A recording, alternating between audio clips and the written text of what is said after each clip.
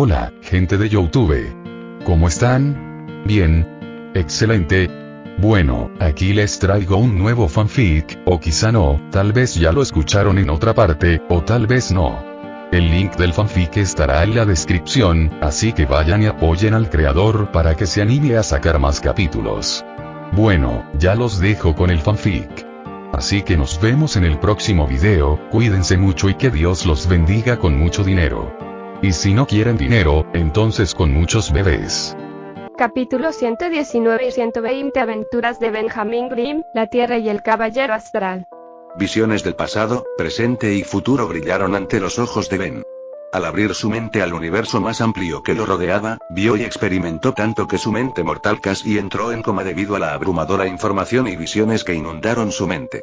La mayoría de los demás, si se los hubiera puesto en su posición, se habrían encontrado experimentando ataques epilépticos, hemorragias cerebrales y el desafortunado caso de muerte instantánea, pero la mente de Ben, aparentemente, se protegió de la búsqueda de información interminable, limitando su visión del universo que lo rodeaba a una sola ventana a la vez, en lugar de las multitudes que veía antes, mostrándole todas las variaciones posibles de cada evento. Su propia mente era casi desgarrado aparte del primer uso real de su poder, y esto tenía un inconveniente. Cuando despertó, descubrió que estaba acostado dentro de una cama, atado a ella mediante una gran cantidad de correas mientras estaba en una habitación estéril pero sucia. Intentó abrir una lágrima, pero el nuevo poder no respondió, chisporroteando como si le faltara energía para abrir una lágrima. De repente, se activó un intercomunicador y se escuchó la voz de una mujer. Quien quiera que seas, si continúas luchando o haciendo lo que acabas de intentar, inundaré la habitación con dióxido de carbono y te estrangularé hasta la muerte, ¿entiendes? ¿Cómo te llamas? ¿Quiénes son tú? La voz de la mujer amenazaba, sonando bastante joven. ¿Quién eres tú? ¿Dónde estoy? Ben interrogó, su corazón se aceleró y comenzó a entrar el pánico. Responde la pregunta.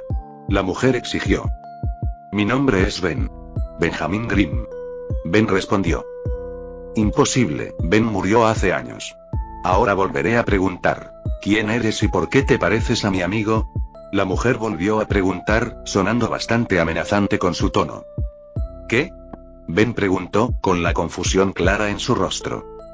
Claramente cansado de hacer preguntas a través de un intercomunicador, de repente se apagó y la puerta de la habitación se abrió, revelando a una mujer con una bata de laboratorio con un extraño traje azul de cuerpo entero debajo. Este traje contaba con un cuarto estilizado y esta mujer finalmente se reveló como alguien que Ben conocía bastante bien, solo que eran mucho mayores que la mujer que él conocía.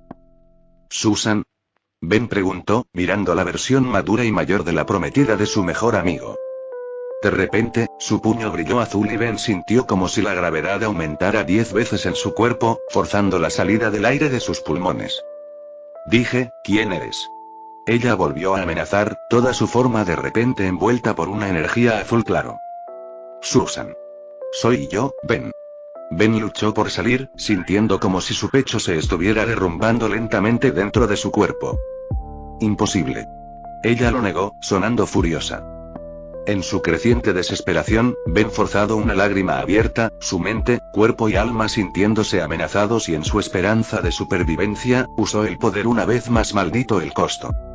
Una ola de fuerza parecía emitirse desde el cuerpo y el alma de Ben, la ola de fuerza aparentemente superponiendo otra realidad sobre la habitación, una realidad llena de nada más que verde. Un mundo intacto por la mano del hombre, un mundo gobernado por el verde. A justo paraíso, donde el dominio de la naturaleza y la selección natural continuaron durante millones de años. Una vista tan hermosa, pero tan brutalmente arrancada cuando la lágrima colapsó sin la energía necesaria para sostenerla, y volviendo a Ben, la variante desconocida de Susan miró a la ahora inconsciente Ben, una copia al carbón de su amiga de hace mucho tiempo, una amiga que perdió junto a innumerables otras. Cuando Ben despertó de nuevo, descubrió que todavía estaba en la misma cama y que las abrazaderas habían desaparecido. El pesadilla era real, y dondequiera que estuviera, también era real, y como si sintiera algo, miró a su derecha y encontró a Susan mayor sentada, con los ojos curvados por sí solos. Tucson Ben, habló, con el rostro neutral pero las emociones transparentes en sus ojos y su postura. Ben se quedó callado y la dejó seguir hablando. Hice todas las pruebas imaginables mientras estabas inconsciente, análisis de sangre, escaneo del alma, huellas dactilares, escaneos de la marcha, ondas cerebrales. Tu son Ben, simplemente no es nuestro Ben, dijo la última parte en voz baja, con los ojos enfocados en la pared, como si ya no se atreviera a mirarlo a los ojos. ¿Qué pasó? Ben finalmente preguntó. ¿Para ti? Ella respondió, mirando a Ben. Tú murió. Como todos los demás, como Honey, como Red. Honey y Red murieron. Ben preguntó, horror en su voz. Todos, Susan respondió, sonando su risa aplastante del alma antes de ponerse de pie y comenzar a caminar hacia la puerta. Ben salió de la cama, intentando ponerse de pie pero teniendo algunas dificultades al principio, antes de cojear lentamente tras ella. Al seguirla hasta el pasillo, se dio cuenta de que dondequiera que parecieran estar, necesitaba reparación. Las grietas cubrían las paredes estériles, las luces parpadeaban y la basura y los escombros cubrían el suelo. Era como si el lugar donde estaban hubiera sido abandonado hacía mucho tiempo, aunque siguiéndola, Ben pasó por varias habitaciones, la mayoría vacías o aparentemente llenas de escombros. Cuando llegaron al final del pasillo, Ben siguió a Susan hasta lo que parecía una sala de vigilancia que se había convertido en un espacio habitable. Un colchón sucio, desprovisto de mantas o almohadas, yacía en un rincón, mientras la basura llenó y cubrió la habitación y el suelo. Fue entonces cuando lo vio, alineando la pared a su izquierda. Miles de marcas de conteo talladas en el hormigón. Había tantos que era difícil saber con precisión cuántos había. Cuando Ben volvió a centrarse en Susan, ella estaba sentada en la silla frente a las computadoras, que parecían estar al borde de funcionar mal, con la mitad de las pantallas agrietadas, sin funcionar o con fallas. En 4 de la docena de pantallas aparecieron imágenes de lo que parecían cámaras de CCTV. 2 de marzo de 2019. El día que el mundo se acabó, afirmó Susan, con los ojos muertos mientras miraba las pantallas que mostraban Nueva York.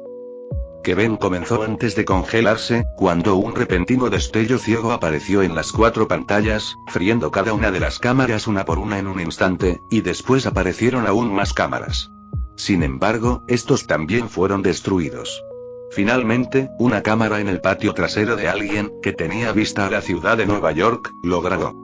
Varias nubes en forma de hongo aparecieron alrededor de la ciudad, destruyéndola en casi un instante mientras la onda sonora viajaba por todas partes, antes de golpear la cámara y destruirla también.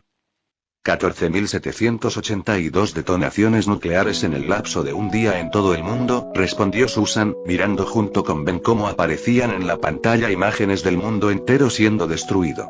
Parris, desaparecido. La isla que una vez albergó el Imperio Británico Nocturno, desaparecido.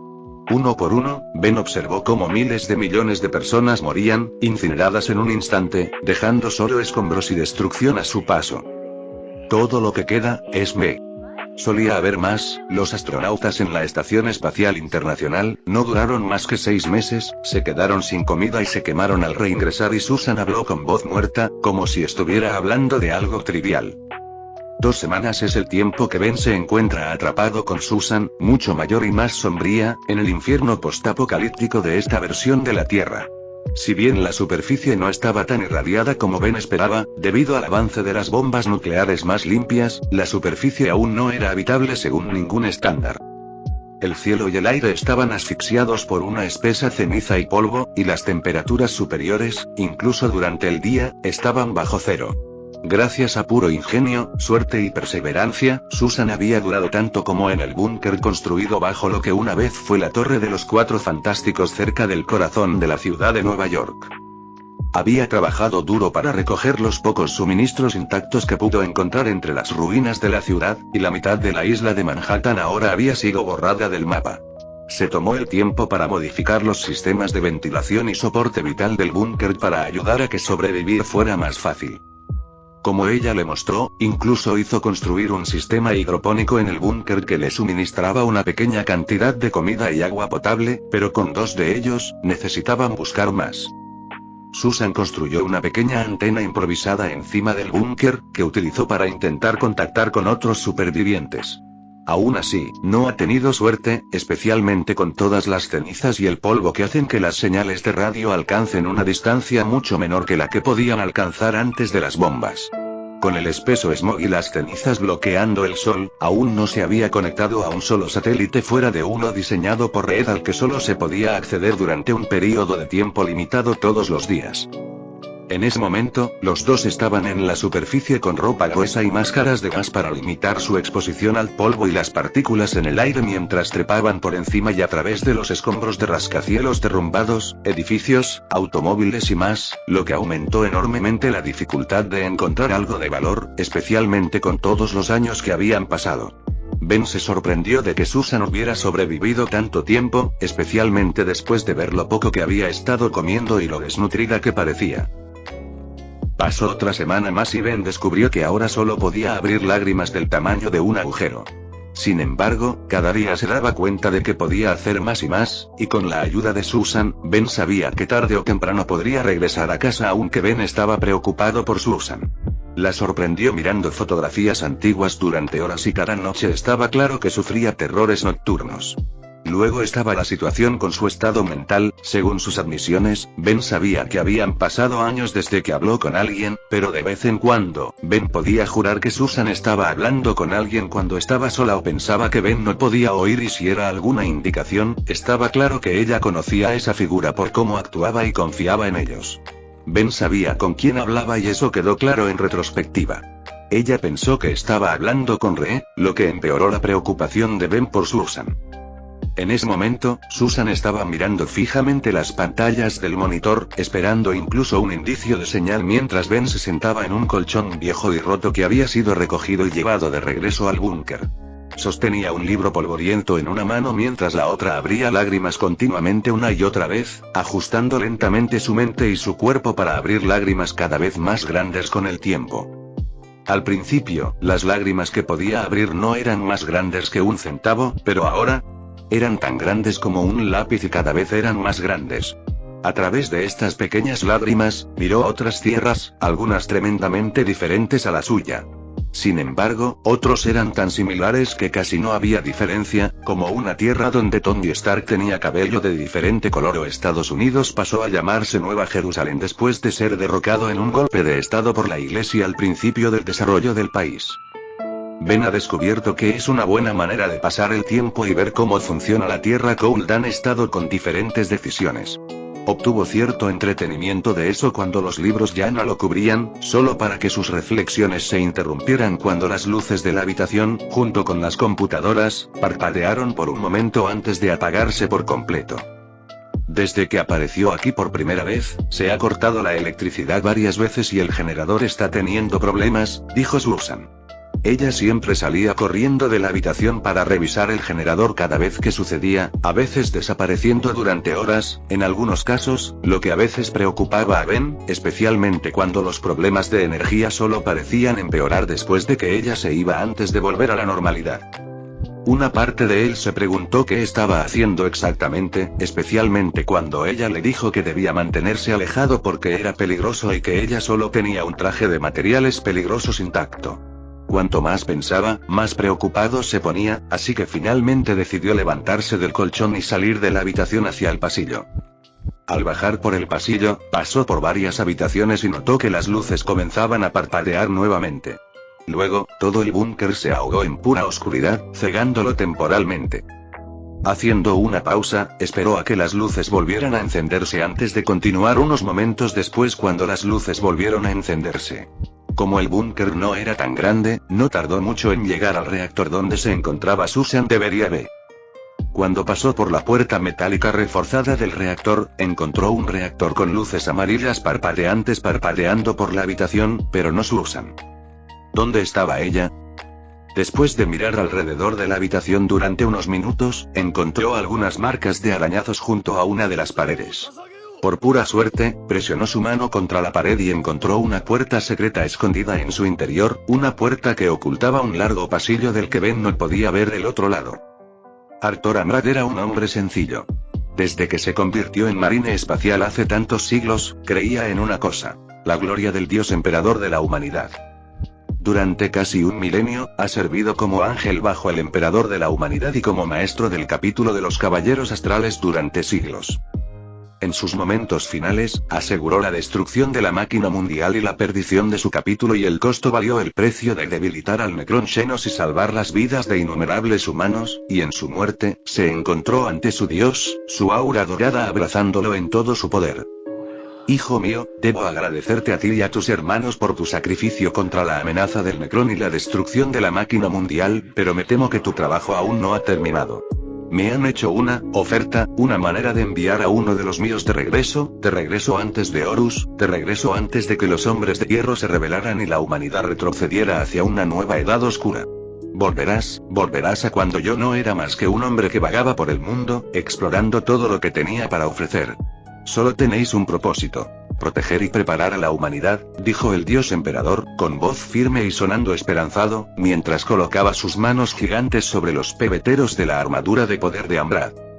Pero, mi emperador, seguramente hay más que sean dignos de tal propósito. Amrad habló con voz falta de confianza. Estabas preferido. Tú se irá, nadie más. Prepara a la humanidad y sirve a los Xenos, pero ten cuidado. Si bien es posible que desee elevar a la humanidad, lo hago, no confía en ello. Habló el dios emperador, su resplandor dorado brillaba con sus palabras, mostrando su desconfianza y odio hacia los que no eran de la humanidad. ¿Xenos, mi señor? Amrad interrogado, preocupado. Lo sabrás cuando lo veas. Por ahora está del lado de las humanidades, pero eso podría cambiar. Vigílalo. Buena suerte, hijo mío, tu Will lo necesito, advirtió el dios emperador al capitán de la Marina Espacial, antes de que su aura de repente brillara con un resplandor cegador que ahogaba el mar de almas que los rodeaba en oro penetrante.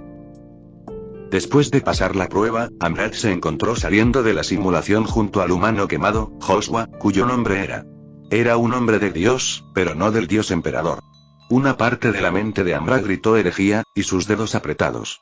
La necesidad de cortar al hombre donde estaba parado palpitaba en su mente, pero cedió, relajando su agarre del hacha en su mano. Pasaste.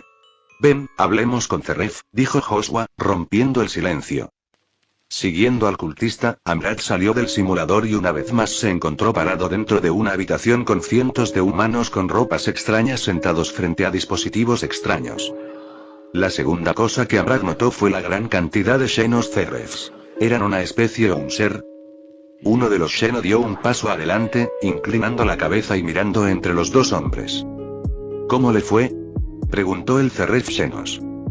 Lo hizo bien, respondió Joshua. Es un poco bruto, pero sería una buena piedra de afilar para convertir a los estudiantes en buenos guerreros. He entrenado a muchos iniciados en marines espaciales, protestó Amrad. Ah, sí. Apuesto a que sí. Sin embargo, a los estudiantes que usted y Joshua entrenarán no se les permite morir durante su entrenamiento, ¿entendido? El Zeref Xenos parecía amenazar a Amrad. Este no es el futuro sombrío y oscuro al que estás acostumbrado. Los humanos de la Tierra, Terra, no son tan resistentes ni tan fuertes como los humanos a los que estás acostumbrado, explicó Zeref. El clon de Zeref hizo una pausa antes de volver a hablar. Te diré una cosa, Amrad. Te doy unos días libres. Siéntete libre de explorar la casa de tu amado emperador antes de que fuera dañada. Vea el mundo tal como es, antes de que empeore. ¿Tiempo, apagado? Amrad preguntó confundido. Tómate un tiempo para ti, adáptate y mira exactamente por qué lucharás y entrena a los lugareños para que te protejan, dijo Zeref, señalando hacia la puerta principal antes de continuar. Experimenta lo que el mundo tiene para ofrecer, mira las esperanzas y los sueños de la humanidad antes de tu tiempo. Apartando la mirada del imponente gigante con armadura, Zeref giró la cabeza hacia Joshua. ¿Te importaría acompañarlo? ¿Asegurarse de que regrese aquí sin matar accidentalmente a algunas personas? Joshua simplemente levantó una ceja inexistente debajo de las vendas. ¿Crees que realmente matará a alguien?, Josué preguntó preocupado. Vivía en una galaxia que no conocía nada más que guerras interminables, conflictos, matanzas y sufrimiento. La muerte era común y aceptable en determinadas situaciones. La compasión era un lujo para el imperio, para la humanidad en una edad oscura de tecnología, rodeada y llena de enemigos grandes y pequeños, y enfrentando amenazas que harían que la mayoría huyera con miedo o negación, intentó explicar Zeref. El mundo que conocías sería comparable a un gatito contra una bomba nuclear, Zeref intentó explicarlo con más detalle. ¿En serio? Joshua preguntó, mirando al marine espacial desde una nueva perspectiva, recibiendo un simple guiño de Cerref. Diviértanse, les hizo señas a los dos para que salieran, mientras salían del café y se encontraban entre una multitud de personas que formaban una fila para entrar al café en una especie de plaza. Esta es Metrópolis, una de las ciudades con sede en los Estados Unidos de América, uno de los muchos países de este mundo, comenzó Joshua a explicar lo que aprendió hasta el momento, mientras el marine espacial escuchaba atentamente mientras aprendía sobre la situación de la antigua Tierra. Los dos atrajeron mucha atención y muchos sacaron sus teléfonos para grabarlos mientras caminaban por la calle. Sus armas visibles hicieron que muchos retrocedieran o mantuvieran la distancia, especialmente porque Amrad, con su armadura, medía 8 pies de alto y un hacha tan larga como su cuerpo. Atrajeron tanta atención que llamaron la atención de múltiples grupos de personas. Estas personas tenían sus objetivos y propósitos, escondiéndose y mezclándose entre la multitud, siguiéndolos a medida que se adentraban más en la ciudad. Desafortunadamente, estos grupos de personas no se dieron cuenta de que los dos que seguían eran mucho más peligrosos de lo que se habían dado cuenta y que ya se habían dado cuenta de que los seguían. Capítulo 121 al 126. Unas pequeñas vacaciones. Amrad ha vivido mucho tiempo, mucho más que el marine espacial promedio. Ha presenciado numerosas guerras y pérdidas. Ha visto lo mejor y lo peor de la humanidad, pero nunca tuvo el honor de ver la Sagrada Tierra en vida. Sin embargo, él estuvo aquí. Mucho antes de la caída y el resurgir de la humanidad. Mucho antes de que el dios emperador ocupara el lugar que le correspondía. Mucho antes de todo lo que una vez conoció. Mientras caminaba por las calles de Metrópolis con el hereje, Amrad contempló el cielo azul, las calles repletas de vegetación y el aire extraordinariamente puro que se filtraba a través de los filtros de su casco. Una sensación de asombro lo invadió al contemplar la cuna de la humanidad. Sin embargo, incluso en el esplendor de la Sagrada Tierra en su máximo apogeo, Amrad pudo percibir las grietas y las sombras ocultas a la vista. ¿Los has visto?, preguntó Amrad al hereje. Sí, respondió Joshua con tono estoico, aparentemente imperturbable ante una posible emboscada por parte de los casi 24 hombres que acechaban al duro entre la multitud. ¿Método de combate?, preguntó Amrad ladeando la cabeza mientras apretaba con fuerza el hacha gigante que llevaba consigo, atrayendo aún más miradas y haciendo que muchos mantuvieran la distancia. Por ahora, esperen.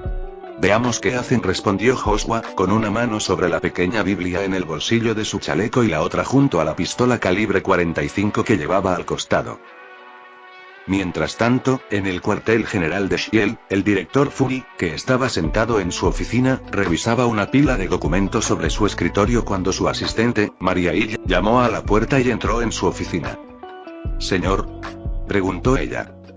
«¿Qué sucede, agente Hill?», preguntó el director Fury con bastante sencillez, sin apartar la vista de la pila de papeles que tenía delante. «El sujeto Graham y un nuevo sujeto unificado han abandonado la anomalía», informó ella al director con una expresión bastante sombría. «¿Otro más?», siseó el director Fury. «Cuéntame todo lo que sabemos sobre ellos, ahora mismo». Este hombre, de unos 2,5 metros de altura, viste una extraña armadura metálica plateada y azul cubierta de calaveras, águilas y espadas. Se desconoce su paradero y lleva activo menos de una hora. Ya hemos detectado a varios grupos siguiéndolos por Metrópolis. ¿Qué hacemos, señor?, preguntó el agente Hill, preocupado.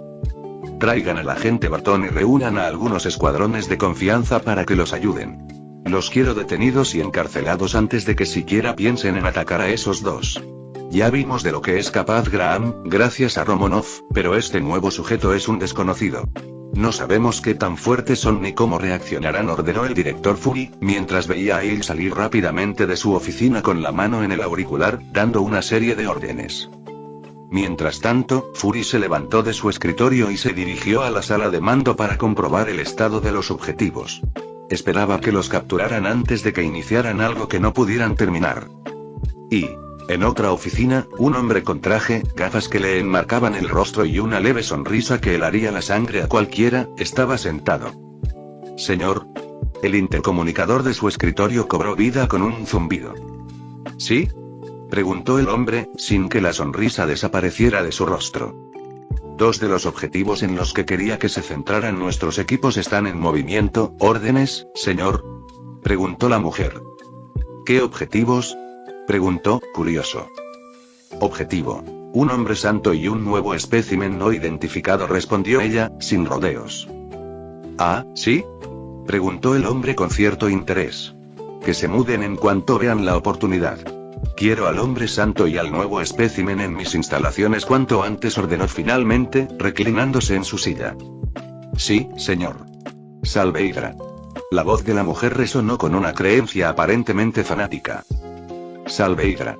Respondió el hombre, un tal Daniel Whiteall, un destacado líder de Hydra y científico, mientras la sonrisa en su rostro se ensanchaba. Mientras tanto, en el centro comercial Central Mall de Metrópolis, ambos se encontraban frente a la gigantesca estatua del superhéroe y mascota local de la ciudad, Superman. ¿Qué es él? Preguntó Amrad, con el casco fijo en la estatua esculpida. Es un alienígena, Cerref lo llamó kryptoniano, respondió Joshua a la pregunta de Amrad. ¿Un Xenos? ¿Y esta gente lo adora? ¿Como a un dios? Herejía. Tronó la voz de Amrad. No se trata de adoración, le interrumpió Joshua antes de explicarle más a fondo. Superman, como la gente lo llama, supuestamente ha estado activo durante casi una década y ha protegido la Tierra de todo tipo de extraterrestres y cosas llamadas villanos, sean lo que sean, le informó Joshua al piadoso ángel de la muerte. Amrad se limitó a permanecer en silencio, continuando mirando fijamente la estatua, hasta que el batir de una capa resonó sobre ellos. Al levantar la vista, se encontraron con el rostro del superhéroe más famoso del mundo y residente alienígena, Superman. Me das demasiado crédito. Hay muchísimos hombres y mujeres increíbles que también llaman hogar a este planeta, y han hecho mucho más que yo, dijo Superman con una sonrisa dibujada en su rostro. Amrad apretó aún más el puño de su hacha, conteniéndose claramente de atacar a los Xenos que tenía delante, algo que Superman notó sin duda, a juzgar por su ceño fruncido. Alzando las manos en actitud conciliadora, flotó hasta el suelo, ignorando los innumerables flashes y la multitud cada vez mayor que rodeaba al trío, y tratando de parecer lo más inofensivo posible. Siento si te he hecho sentir amenazado. Te prometo que no tengo malas intenciones y que no soy una amenaza, dijo Superman, intentando calmar a Amrad, sin éxito. Los tres permanecieron en un incómodo silencio antes de que Joshua se centrara en el extraterrestre y hablara, con voz tranquila e incluso un poco sorprendida. Oí que adoran al Señor. ¿Es cierto? Superman soltó una risita, esbozó una leve sonrisa y asintió con la cabeza en señal de afirmación. Sí, creo en Dios. Nací y me crié aquí en los Estados Unidos de América, y mis padres son cristianos devotos. Interesante, y pareces tan inhumano. ¿Acaso todos los extraterrestres son tan parecidos a la humanidad? Preguntó Joshua, curioso. Que yo sepa, todos los kryptonianos, como yo, somos inquietantemente similares en apariencia a la humanidad aquí en la Tierra, pero hasta donde sé, la mayoría de los demás alienígenas de la galaxia no se parecen a ti ni a mí, y vienen en muchas formas y tamaños diferentes, y algunas especies incluso son capaces de cambiar de forma para lucir como deseen, informó Superman al hombre quemado que tenía delante, mirando casualmente al gigante que estaba a su lado. Al percibir una anomalía en el hombre, los ojos de Superman se desviaron para observar otros espectros, viendo que el supuesto humano al lado del hombre quemado distaba mucho de ser humano, pues tenía 2 corazones, 4 pulmones, múltiples órganos nuevos y de aspecto extraño, una piel más dura y mucho más.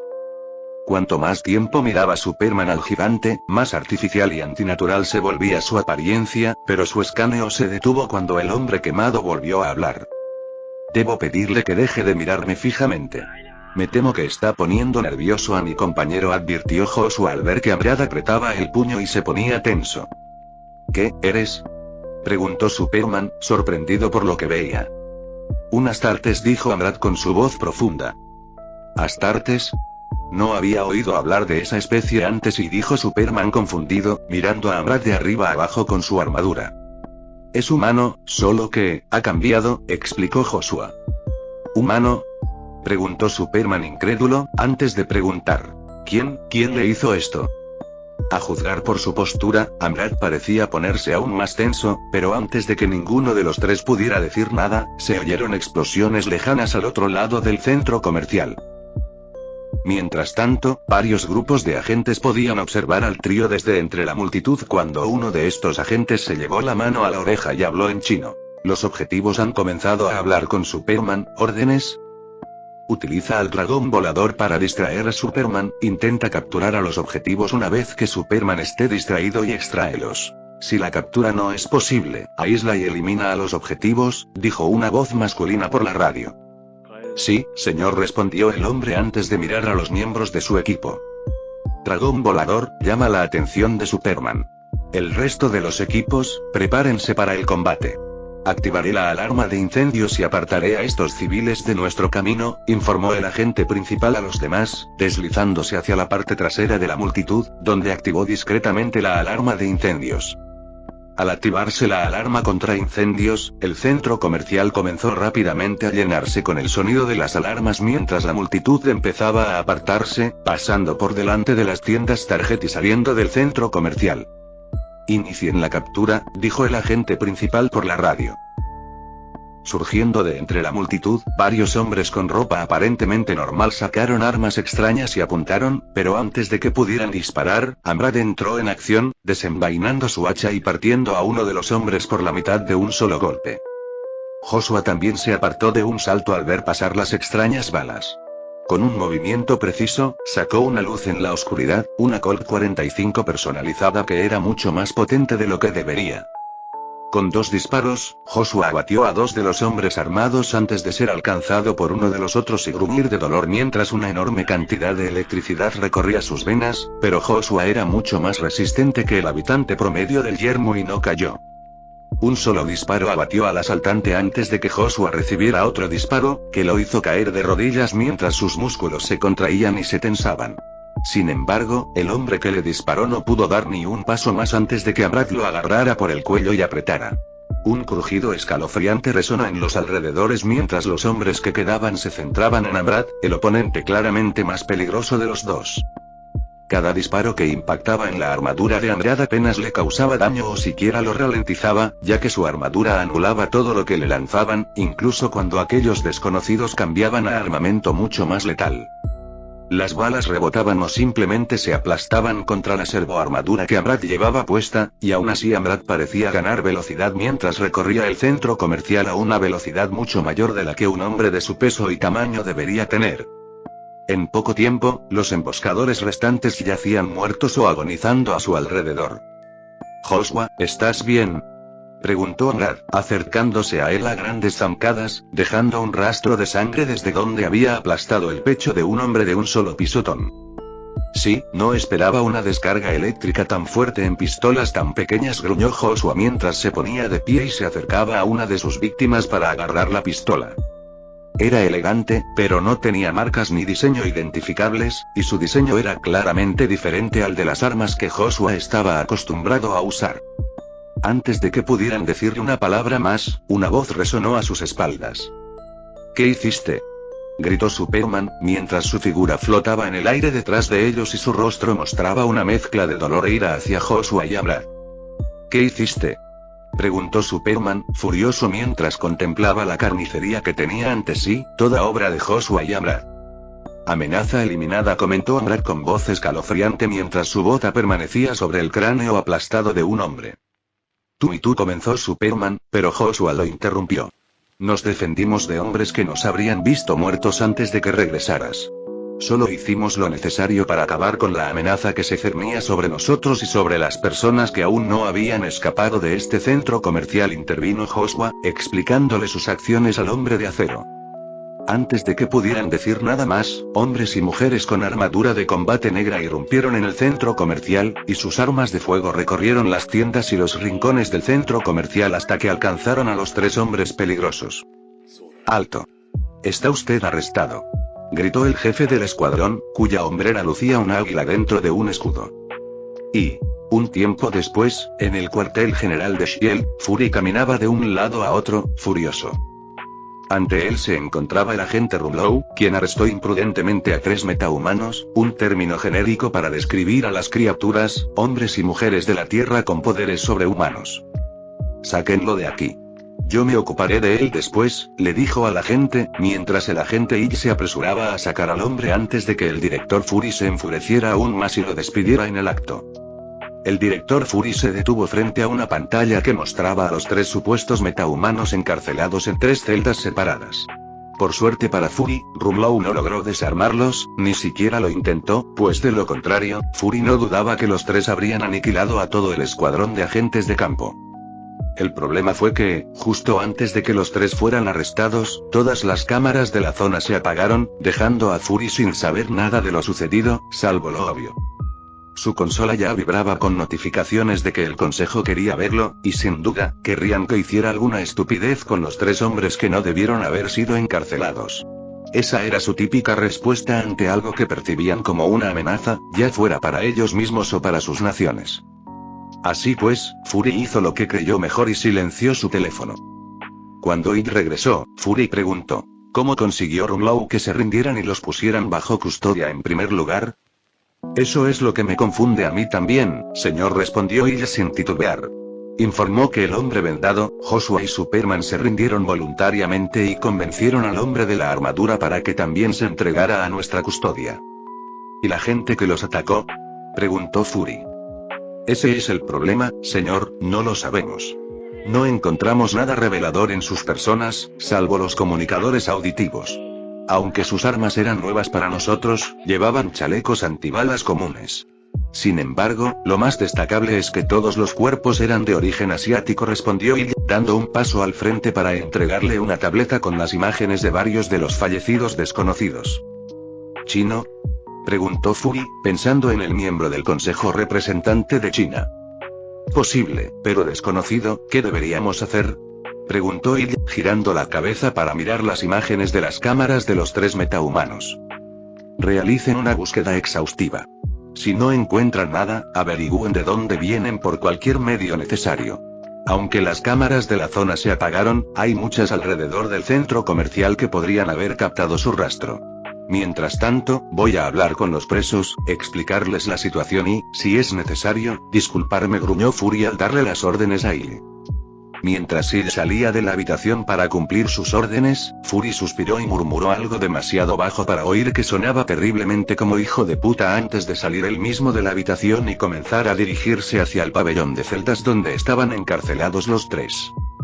Tomando aire con calma, echó un vistazo a la puerta de la celda antes de abrirla, dejando al descubierto una pequeña sala de interrogatorios donde un hombre con un atuendo colorido estaba sentado tranquilamente. El hombre, nada menos que Superman, el hombre de acero y superhéroe residente de Metrópolis, la ciudad del futuro y sede del cuartel general de Shield. Director, saludó el hombre de acero a Fury. Superman, respondió Fury de la misma manera, sentándose frente a Superman. Dime qué pasó, dijo Fury, yendo directo al grano. Fury conoce a Superman desde hace años. De hecho, Shield fue la agencia que lo convirtió en un objetivo no perseguido por las demás agencias, manteniéndolo a salvo y permitiéndole disfrutar de la libertad de la que gozaba. Al fin y al cabo, no fue difícil para Shield descubrir la identidad civil de Superman y su trabajo en la red de noticias de Metrópolis. Fury también tenía que agradecer a Superman su ayuda con Shield para contener y encarcelar a numerosos alienígenas que se habían encontrado en la Tierra y habían decidido probar suerte contra la humanidad. Estaba haciendo mi trabajo como de costumbre, deteniendo a quienes querían dañar a otros, cuando escuché una conmoción proveniente del centro comercial. Al ir a investigar, me encontré con dos individuos de aspecto bastante extraño, comenzó a explicar Superman cuando Fury agregó: Joshua Graham y un nuevo desconocido del café, y sí, ese hombre con vendas es el mismo que conociste en tu identidad civil. Eso pensaba, pero este hombre con armadura grande y resultaba perturbador a la vista, dijo Superman con una mueca. ¿Cómo es eso?, preguntó Fury, arqueando una ceja pero manteniendo su expresión seria. Ese hombre fue alterado hasta el nivel genético. Le implantaron y llenaron hasta el tope órganos y dispositivos que jamás había visto. Está cubierto de incontables cicatrices y debió haber sufrido un dolor inimaginable, si es que esa parte de su cerebro no quedó casi destruida también en la operación que lo transformó. Quienquiera que lo haya creado, lo convirtió en un supersoldado, uno que apenas siente dolor, miedo o siquiera vacilación, si es que realmente lo es, dijo Superman con un dejo de horror en la voz. ¿Y la escena en la que los encontramos a ustedes tres?, continuó Fury con sus preguntas. No lo sé. Oí una explosión al otro lado del centro comercial y volé a investigar, solo para descubrir que había ocurrido en una tienda vacía en una sección desocupada del centro comercial. Cuando regresé, los encontré a los dos de pie frente a una gran cantidad de cadáveres, explicó Superman. ¿Está diciendo que no estuvo presente durante el enfrentamiento?, preguntó Fury con seguridad. No, negó Superman vehementemente. Entendido, puedes irte, dijo Fury, despidiéndose con un gesto del hombre de acero mientras se ponía de pie en su asiento. ¿Qué vas a hacer con los otros dos?, preguntó Superman, con la mirada fija en la pared desde donde podía verlos. Eso no es asunto suyo, por favor, salga por la puerta principal. No necesitamos añadir más daños estructurales a su historial, añadió Fury al final mientras salía de la habitación. Ahora, hablemos con los dos únicos supervivientes de la pequeña masacre. Tras salir de la celda de Superman, Fury caminaba por el pasillo ajustando su postura al acercarse al segundo invitado más cercano al cuartel general de S.H.I.E.L.D., un hombre al que no conocía personalmente, pero que estaba entrenando a uno de sus agentes más experimentados. El hombre estaba cubierto de vendajes de pies a cabeza, dejando al descubierto únicamente sus ojos y la piel quemada a su alrededor. Joshua Graham, un hombre de Dios y un hombre de violencia. Era un hombre de un mundo que había lidiado con lo peor y lo mejor de la humanidad, donde ésta había sido llevada al extremo. Lo que Fury había oído sobre Fallout le hizo creer que Joshua no era más que un salvaje que se escondía tras una fachada civilizada. La agente Romanoff describió al santo como alguien que había vivido una vida de lucha y había crecido gracias a ella. Afirmó. Josué es un hombre de feroz sed de venganza y sorprendente sabiduría. Cualquier afrenta que perciba la resuelve con rapidez. Lo mejor es mantener la compostura en su presencia y no mentir, ya que de alguna manera puede darse cuenta cuando le mienten. Nota. Josué es un hombre tremendamente hábil en el arte de la guerra y experto en casi todos los métodos para matar. No lo provoquen sin una buena razón, y si deben luchar contra él, háganlo solo desde larga distancia, ya que en el combate cuerpo a cuerpo es imparable si se le da tiempo para prepararse. Joshua sonaba mucho como otro justiciero en el radar de Fury, un caballero oscuro, un Batman de Gotham City, con la única diferencia de que Fury sabía menos del hombre sentado en la celda frente a él que del rico playboy que se disfrazaba todas las noches. Fury abrió la puerta con calma y entró para ver al hombre de Dios leyendo una pequeña Biblia que había guardado en su desgastado chaleco antibalas de policía. Sin mediar palabra, Fury dio un paso al frente y tomó asiento en silencio, con la mirada fija y el ceño fruncido, intentando llevar la delantera en la conversación que pronto tendría lugar.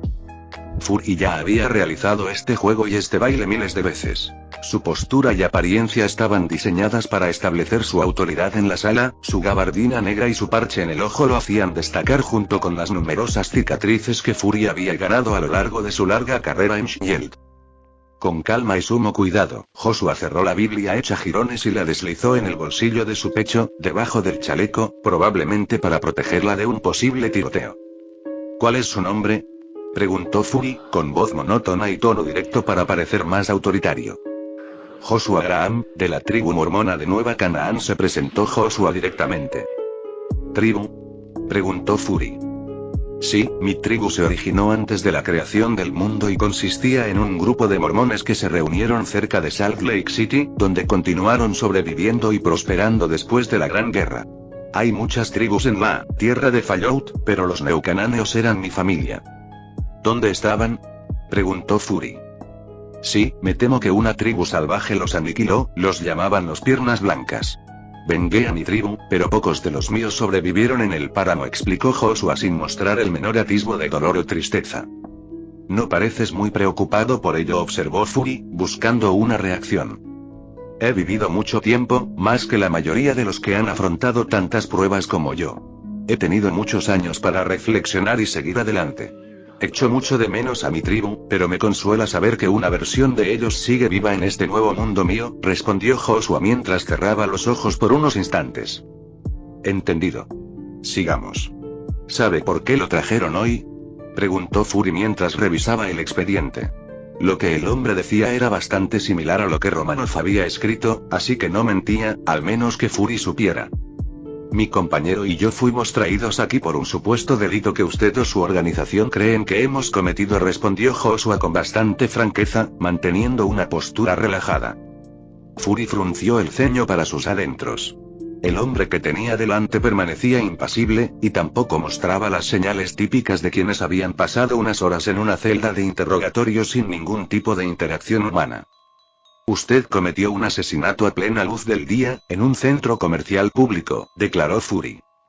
Asesinato implica que cometimos un daño mortal sin provocación. En este caso, fuimos atacados sin previo aviso y con lo que percibimos como armamento letal. Nos defendimos, replicó Joshua negando con la cabeza. Fury frunció el ceño internamente, pero mantuvo su expresión inalterable. Puede que sea así, pero tú y tú, compañero, claramente podrían haber desarmado a los hombres que los atacaban sin matarlos. Esa no era una opción. Venían hacia nosotros con la intención de matar, y no podíamos permitirnos el lujo de intentar incapacitarlos, refutó Joshua una vez más. Fury suspiró. De acuerdo. Puedes irte, pero no abandones Metrópolis ni ese café del que vienes, por si tenemos alguna otra pregunta. Fury se levantó de su asiento e hizo un gesto a Joshua para que lo siguiera antes de salir de la habitación. Tras esperar unos instantes, Joshua salió de la habitación. Observó con curiosidad las paredes y los pasillos asépticos, pero se abstuvo de preguntar y optó por seguir a Fury, que comenzó a caminar por el pasillo. Joshua y Fury permanecieron en silencio durante todo el camino hasta que llegaron a lo que parecía ser una recepción. Sal por esas puertas y dirígete al sur, unos 5 kilómetros, y llegarás al centro comercial. Desde allí, deberías poder encontrar el camino de regreso a donde necesitas ir, le informó Fury a Joshua simplemente antes de dar un paso atrás y regresar al edificio. Joshua no fue a ninguna parte. En cambio, miró a su alrededor y encontró un banco, se dirigió a él para sentarse antes de sacar su Biblia y comenzar a leer. Los agentes de la zona mantenían la distancia pero vigilaban de cerca a Joshua. Algunos hablaban por sus auriculares. Dentro, Fury regresó por el pasillo hacia el último prisionero restante y probablemente el más peligroso de los tres, sobre todo porque Superman se negaba a matarlo. Fury no iba a tomarse esta reunión a la ligera. Tenía agentes preparados y en alerta, y se aseguraba de que toda la instalación estuviera en máxima alerta ante cualquier posible ataque extranjero. Ya contaba con varios agentes vigilando a Joshua, y otros más en la zona por si aparecían hostiles. Fury también tenía al agente Coulson investigando las identidades de los asaltantes desconocidos junto con ella, por lo que esperaba noticias de ellos pronto, pero por ahora, era hora de lidiar con el elefante en la habitación, o más precisamente, con el tanque andante que podía luchar contra un elefante. Fury, respirando hondo, entró en la cámara de contención que albergaba al último y más misterioso miembro del tiroteo en el centro comercial. Fury echó una breve mirada al hombre, que permanecía inmóvil como una estatua con su armadura, y tuvo la clara impresión y sensación de que el hombre lo miraba como si fuera menos que basura. Estás agitado, afirmó el gigante sin el menor atisbo de movimiento. El gigante con armadura de combate avanzada aclaró. Puedo oír los latidos de tu corazón. Laten más rápido y con más fuerza que la mayoría de las personas con tu salud. ¿Sabes por qué es así?, preguntó Fury, sentándose y cruzando los brazos. Te sientes amenazado. Tus instintos te advierten de que soy peligroso, de que represento una amenaza para tu propia supervivencia, respondió el gigante. Fury negó con la cabeza. Eso no era lo que preguntaba. Quería decir, ¿sabes por qué me siento tan molesto contigo? Y continuó, reclinándose en la silla. Estoy indignado porque usted y su amigo decidieron matar a una docena de hombres delante de cientos de testigos a plena luz del día en un centro comercial público. El gigante ladeó la cabeza, como si no comprendiera el problema. Fury frunció el ceño, señaló la mesa y se inclinó hacia adelante. Tú y tu amigo asesinaron a varios individuos desconocidos cuando tuvieron la oportunidad de incapacitarlos hasta que llegaran las autoridades. ¿Dejarías una amenaza latente para tener la oportunidad de atacar de nuevo más tarde? El gigante cuestionó la insensatez del director que tenía delante. Tenemos leyes. No puedes quebrantarlas así como así por capricho porque te pareció más fácil. Respondió Fury con ira. Pero no soy ciudadano de su nación, ¿por qué habría de seguir sus leyes?, preguntó el gigante. Porque estáis en nuestro territorio. Gritó furioso, golpeando con el puño la mesa de metal, sin obtener ni la más mínima reacción del gigante blindado, aparte de una leve inclinación de cabeza. Tras unos instantes para respirar y calmarse, Fury comenzó a intentar sonsacar información al gigante. ¿Cuál es tu nombre? ¿De dónde vienes? ¿Por qué llevas armadura y un arma peligrosa? ¿Eres humano? Si no, ¿qué eres? Preguntó Fury rápidamente. Mi nombre es Amrad, maestro del capítulo de los caballeros astrales bajo el imperio del hombre y el dios emperador de la humanidad. Soy un Astartes, un guerrero forjado y moldeado para servir al imperio y al dios emperador y para eliminar cualquier amenaza que se presente, ya sea un hereje, el caos, los necrones, un inquisidor o mis propios hermanos. Expande. Exigió Fury. ¿Encendido? Preguntó Amrad, con las lentes de su casco enfocadas en Fury, cuyos movimientos inhumanos le provocaban escalofríos. Todo. Empiecen por explicar qué es este imperio de la humanidad y quién es el dios emperador de la humanidad, exigió Fury a los Astartes. Amrad guardó silencio unos instantes antes de hablar. El emperador de la humanidad es un psíquico de altísimo nivel, el salvador y guía de la humanidad. Él y sus primarcas la reunieron tras la caída. Con la ayuda de sus hijos y fieles seguidores, construyó el imperio de la humanidad, hasta que la traición de Horus y el dios emperador quedaron sepultados en su trono dorado en nuestro mundo natal, Terra. ¿Está muerto? Preguntó Fury, concentrado, aunque eso pareció enfurecer a los Astartes que tenía delante, quienes, con un solo movimiento de su guantelete conservó armadura, destrozaron la mesa de metal sobre la que descansaba su mano. El dios emperador vive en el trono dorado. Solo gracias a nuestro sacrificio y fe sigue vivo tras la herejía de Horus contra el dios emperador, negó Amrad con un crujido metálico. Al observar los daños causados a la mesa prácticamente sin esfuerzo por parte de los Astartes, la estimación de Fury sobre el peligro que representaban los Astartes se disparó. ¿Qué es un psíquico? Preguntó Fury a continuación, cambiando de tema. No puedo decírtelo, negó Amrad sin dudarlo un instante. ¿No puede o no quiere? Respondió Fury, confundido. No puedo. El mero conocimiento de lo que es un psíquico y de lo que puede hacer es un conocimiento demasiado peligroso para mortales como usted, explicó Amrad. ¿Es un riesgo cognitivo? Preguntó Fury de repente.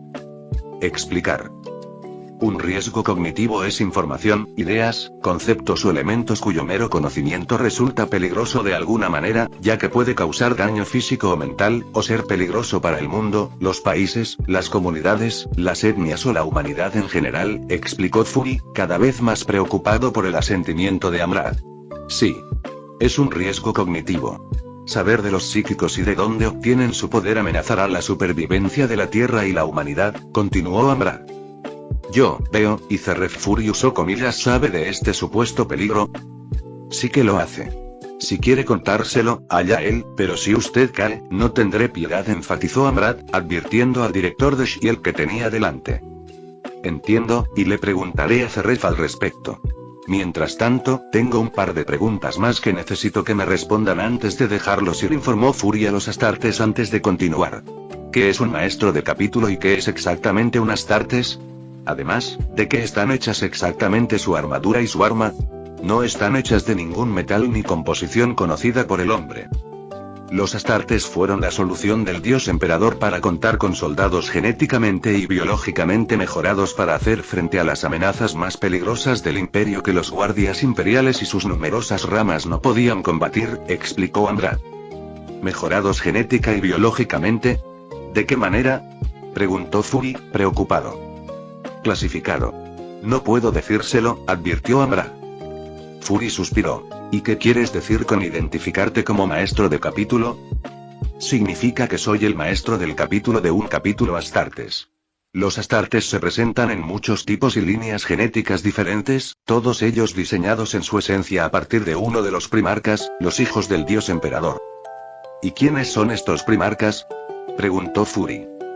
Horus, Lemanrus, Ferrus Mandus, Fulgrim, Vulcan, Rogaldorn, Roboute Guriman, Magnus el Rojo, Sanguinius, Lionel Johnson, Perturabo, Mortarion, Lorgar, Haga Taikan, Conrad Cruz, Angron y Corvus Corax, enumeró Amrad.